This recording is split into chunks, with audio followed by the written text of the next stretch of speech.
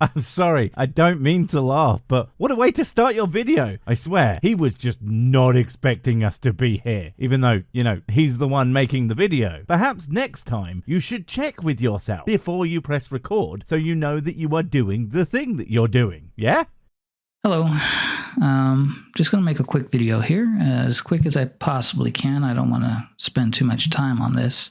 Well, of course. In fact, I'm pretty sure that's what all apologists are doing all the time. The least amount of effort researching or even fucking thinking done to get a video out as possible. And then they wonder why everyone thinks they are a big silly dum-dum who doesn't know anything about anything. Imagine just how much more ridiculous you could sound if you put any goddamn effort in. Goddamn being apt here, because apparently he really does hate effort too. I mean, why do you think the world is so shit? He made it in 7 days. That is not enough time to build a goddamn house, let alone in everything.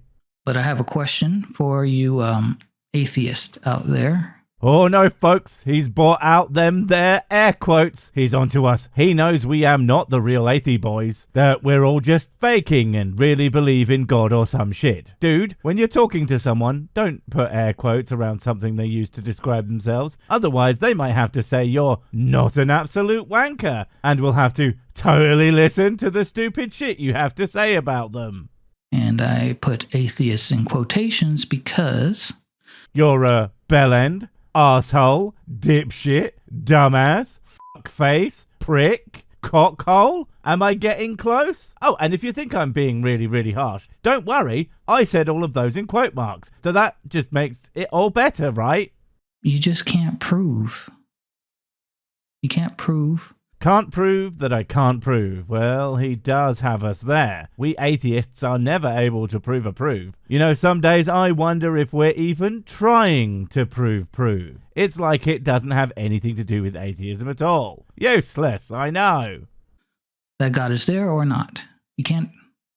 Okay, but what if I told you that I actually don't have to, because that's not how fucking anybody uses the term atheist to describe themselves? Okay, well, some probably do, but so vanishingly small a number that it might as well be none of them. Most atheists don't say they know that God doesn't real. They say that they don't believe that he exists. It is a subtle but entirely different claim. One is a claim about reality, this thing am not real. The other is about their mind state. I don't believe a thing. And they can absolutely prove that by saying, yeah, I don't believe in God. With the only real counter to that being, actually, you're lying. But the problem with telling people what they believe is, you're not fucking psychic. And if you are, go play the lottery instead of annoying people like me. Tell everyone that God told you the numbers if you win. That might actually be, if not definitive proof of God, at least somewhat compelling. Although, to be fair, I would just assume that you were cheating. And from a certain perspective,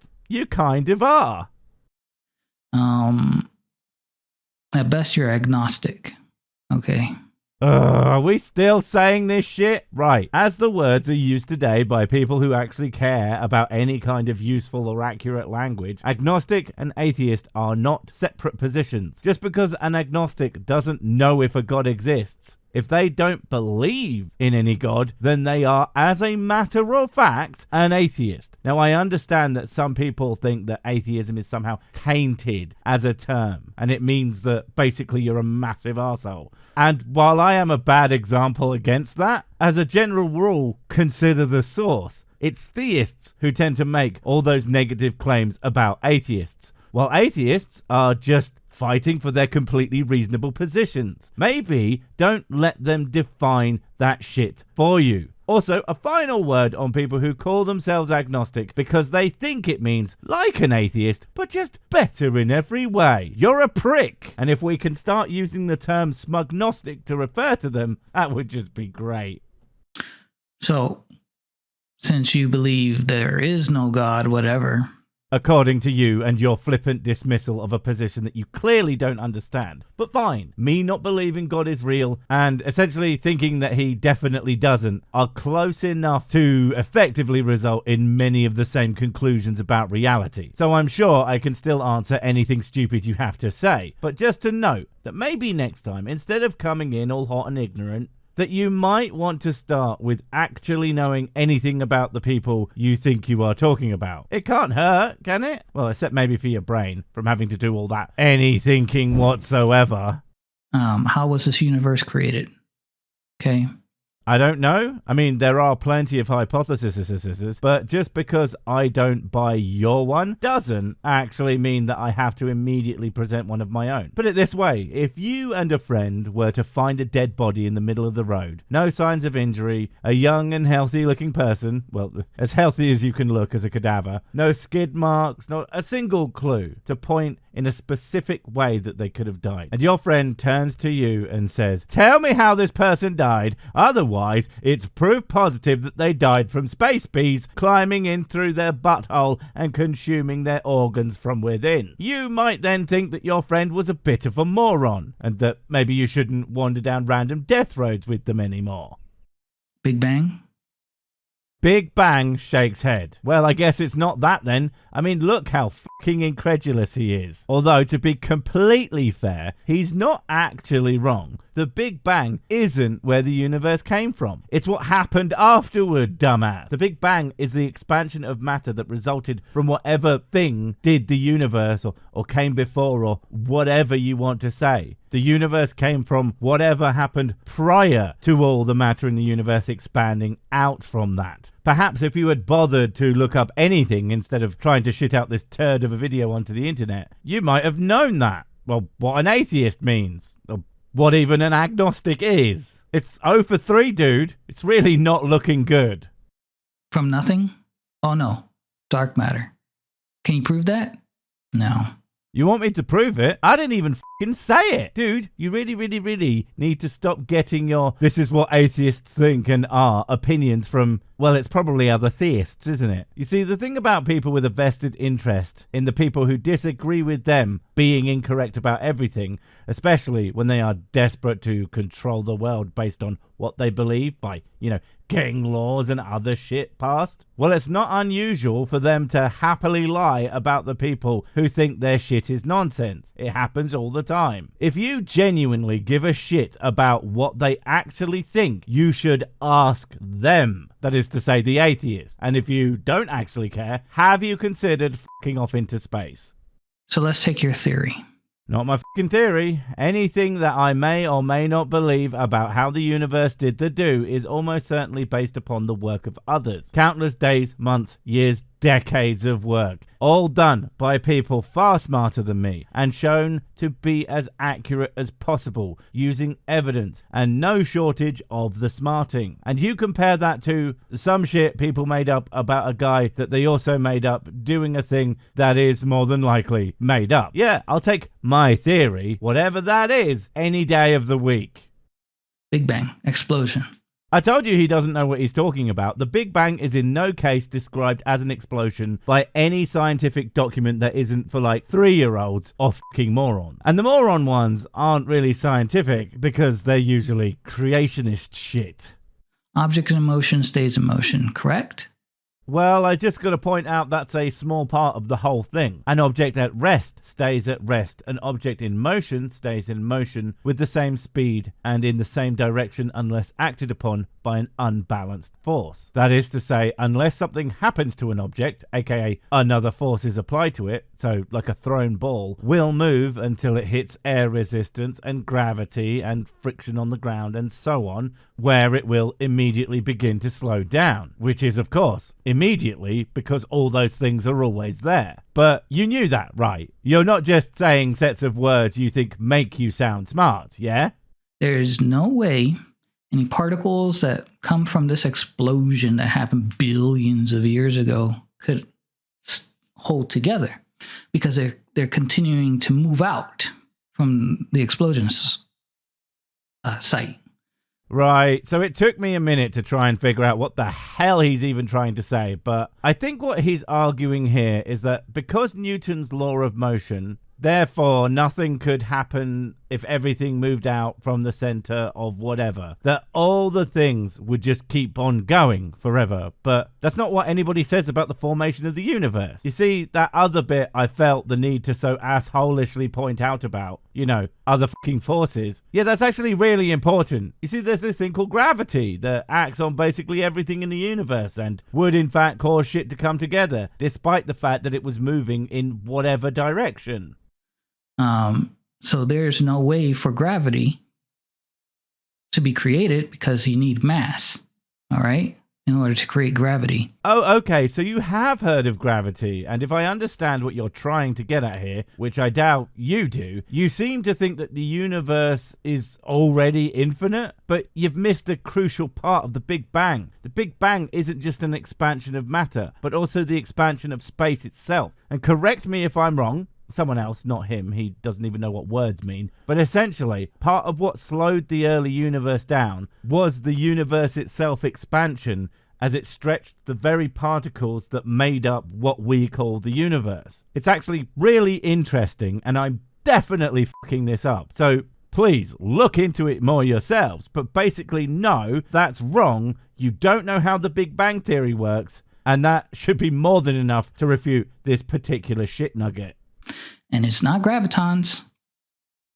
You see, scientists try to make that up because they were thinking, Yeah, that's a noise scientists make, sure. Also, it's an explanation. To call it making things up, whether it's correct or not, is extremely disingenuous. Part of science is developing a hypothesis, a thing that attempts to explain all of our observations about the universe. Sometimes they do that. Sometimes they don't. Currently, at least to my understanding, gravitons haven't been proven as an idea, but that doesn't mean that they won't. But it also doesn't mean that if they're proven wrong, they aren't a step towards figuring out the actual answer that we are looking for. I'd like to see you give a better answer that doesn't involve you smashing me over the head with a fucking book. Yeah, that's a problem. Object in motion stays in motions, and there's no way for anything to bind or come together to form the planets. Except it does, because again, you are missing vast swathes of what makes the Big Bang Theory the Big Bang Theory. Again, this is the problem when you learn your science off of people who aren't actually interested in telling you the truth, but merely protecting the things that they have invested far too much of their time and energy into to just let it go. Sunk cost fallacy is a bitch. You know, there's no way. To get you to properly understand what the hell you are talking about? No, I gave up on that a long time ago. Since the start of this video, which must be 2,000 years ago, I soon learned that you don't know how to words, and then that you don't know how to science. At this point, I'm just waiting another 1,000 years to find out what you don't know next. Wait, it's only been like 10 minutes? Oh my god. Okay. Glad you agree. So let's help you out here. Well, the best way you could help me out is to go find some of their book things, not the ones you really like, but the educational ones, and read them, and then come back when you have learned some things. That'll just shut the fuck up. But to be fair, I think we all know neither of those things is ever going to happen. What about an implosion after the explosion? Explosion happens, then an implosion, okay. Are you talking about the contraction of the universe? Well, again, talking about things that aren't things that are my theories, the Big Crunch, as it's AKA'd as, is just another thing that is a hypothesis designed in an attempt to explain how things in the universe work. It could be wrong, it could be right, but you know what's so cool about coming up with alternative ideas for how the universe works? Even when it's wrong, it is still infinitely more useful than God did it. Then you only have one solid formation, if that were possible, right? I don't know, maybe. Or maybe that's not how that would work. I mean, once the universe does a bye-bye, if it crushed down to a singularity-sized dot, what do words like solid even mean anymore? That's the thing about beyond the universe. Ideas like that kind of lose all meaning. Not that they have any meaning when you discuss them anyway. One solid piece of rock.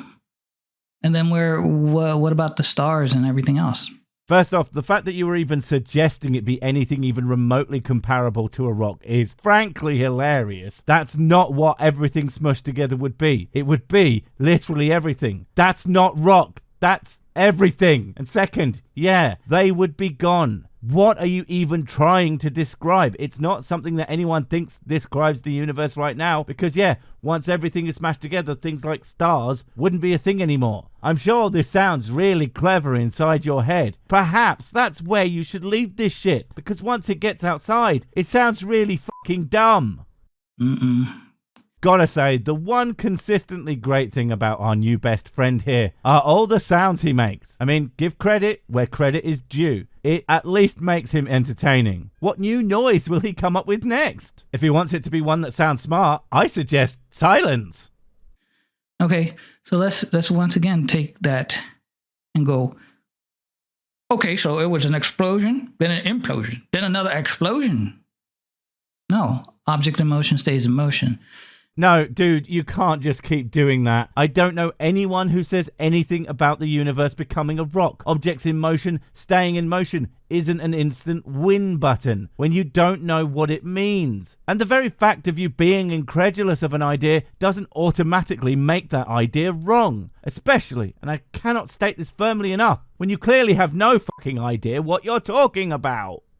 Wait, before you go, I have something super important to tell you. It's life or death. It will change everything forever.